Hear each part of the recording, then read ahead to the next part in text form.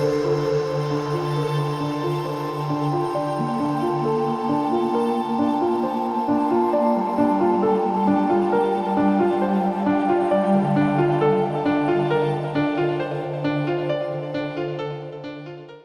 vam bom svoje delo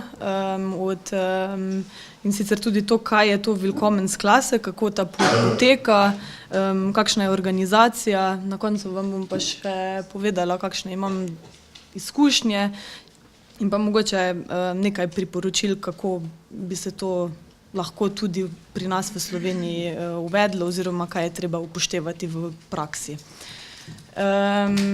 Se pravi, poučujem v Willkommensklasse že od sredine decembra 2015. Poučujem nemški jezik v Berlinu, kjer bi lahko rekli, da to ni Nemčija, zaradi tega, ker v Berlinu živi zelo veliko tujcev, ki pa se v Berlinu počutijo kar domači. Willkommensklasse, kaj to sploh je? Willkommensklasse je namenjen čimprejšnji osvojitvi nemškega jezika in skozi učenje nemškega jezika tudi integraciji v nemško družbo. In sicer otroci, ki so že končali 3. razred osnovne šole, pridejo in se lahko vpišejo v Willkommensklasse. Vsi ostali otroci pa se vpišejo v redni oziroma v obvezne razrede. V Willkommensklasse učenci ne pridobivajo ocen in tudi to leto, ki ga obiskujejo, ni zamujeno leto. Je pa tako, da smo se mi nekako učitelji na naši šoli dogovorili, da vsak mesec preverjamo in dokumentiramo, kaj so se ti otroci dejansko naučili in kaj ne. Predviden čas obiskovanja Willkommensklasse je od 6 mesecev do 1 leta. Pri nas na šoli je tako, da imamo nekakšen tim, ki skrbi za te otroke in vsak teden tudi sestankujemo in se pogovarjamo o njih, o raznih problemih in o vseh teh zadevah, tako da jih lahko sproti rešujemo. In tako se potem tudi odločimo, ali bomo na primer katerega od otrok že poslali na neko preverjanje v bistvu in potem, da bo lahko prišel k rednemu pouku v obvezni razred. Kdo pa obiskuje Willkommensklasse? V Willkommensklasse prihajajo otroci migrantov, ki jih je v Berlinu zelo veliko, in pa otroci pribežnikov, ki nimajo znanja nemškega jezika.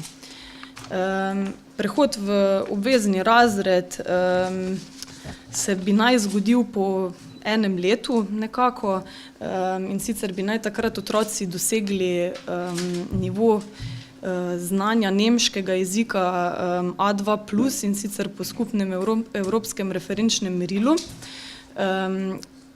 kar ni tako enostavno in bo potem praksa pokazala, se pravi, niso še 1 leto pri meni, tako da tudi ne vem, kako bo s temi prehodi.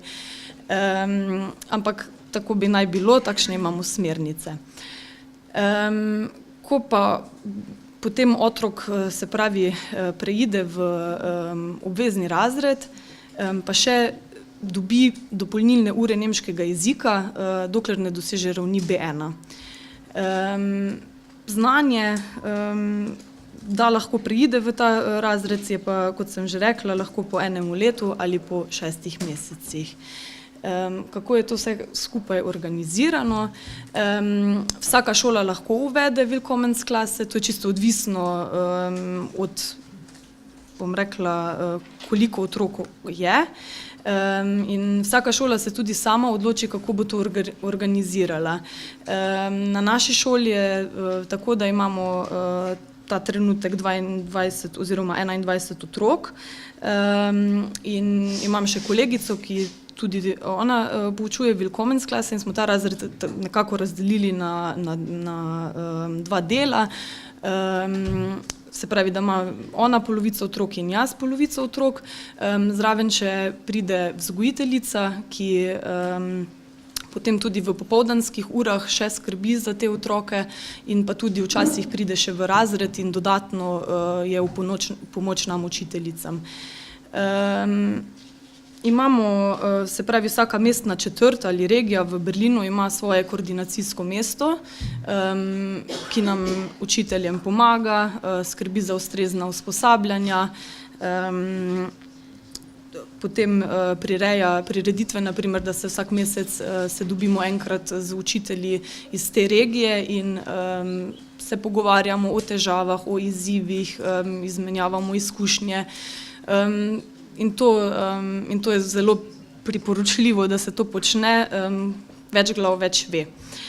In ti otroci normalno tudi pridejo k pouku ob 8 uri, tako vsi ostali, in ostanejo tudi do 16. ure.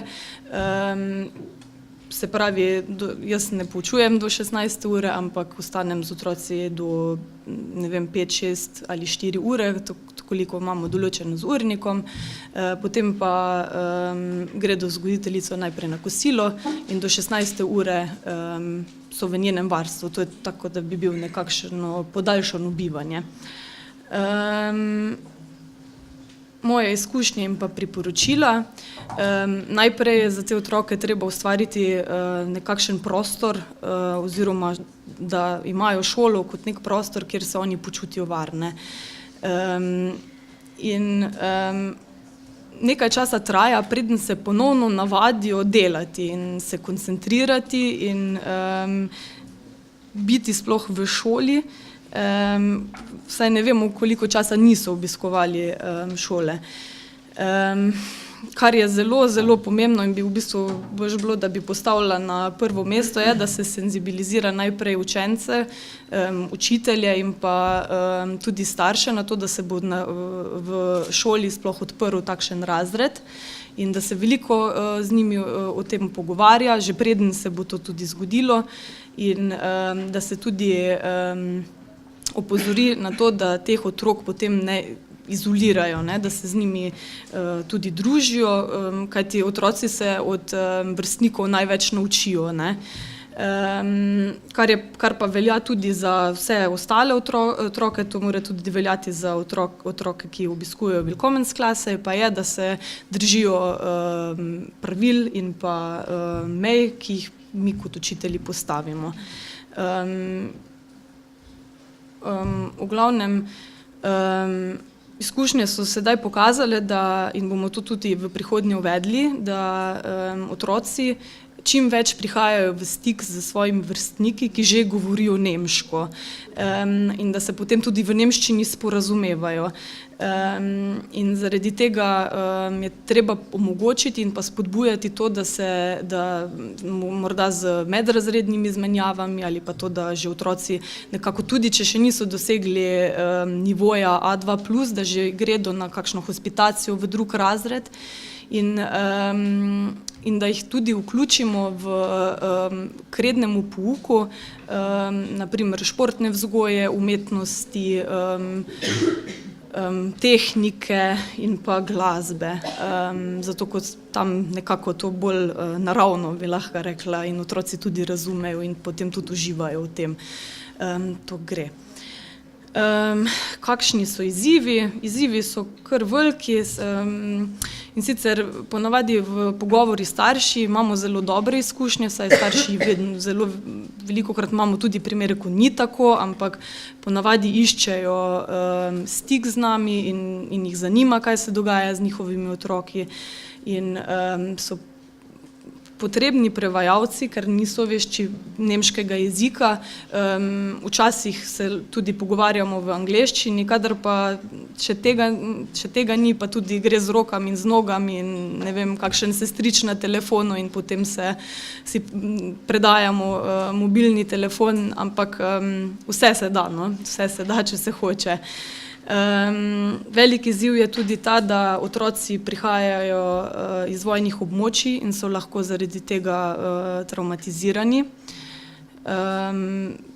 To ni, mislim, za otroka je to najmanj lahko, Težko je pa tudi za učitelja, oziroma učiteljico, saj mu želiš pomagati.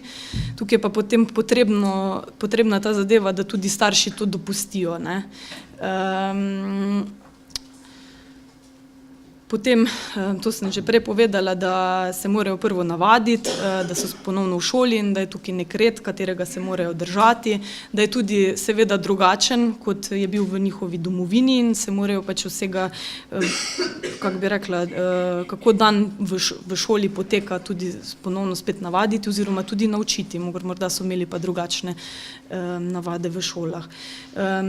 Veliko je učencev in učenk, ki se morajo naučiti naše pisave in abecede. In pa izzivi so tudi na primer razlike v kulturah, na primer v berlinskih šolah, kjer postrežejo tudi kosilo, kar je v večini šol, zato ker so skoraj vse osnovne šole celodnevne šole, je tako, da ne pripravljajo svinjskega mesa. Zaradi tega, ker je veliko učencev iz območij, kjer je večinska pač muslimanska vera in pri to njih ni dopustno in zaradi tega so se v Berlinu tako izognili, da pač ne postrežejo svinjskega mesa. To tudi včasih sploh kadar se učimo o hrani, pride do trenj oziroma do začudenja otrok, ki kar ne morejo verjeti, da se tu v Evropi je svinjina. Potem te razlike v kulturah nekako se poskušamo tudi premostiti, na primer, zdaj bom pokazala par slik, ko smo praznovali različna bolj evropska praznovanja, bom tako rekla, na primer pustovanje in so otroci tudi to, so se vsi nekako našemili, če pa niso, smo jih pa potem mi namazali in smo z njimi praznovali pustovanje. No. Tako da so tudi oni potem uživajo. Tudi še malo bolj krščansko obarvani praznik smo praznovali in sicer veliko noč, še preden je bila, smo barvali jajčke in potem smo jih poskrili v bližnji gozd in so jih otroci iskali in so v tem neizmerno uživali. Ja, to je z moje strani vse. Hvala.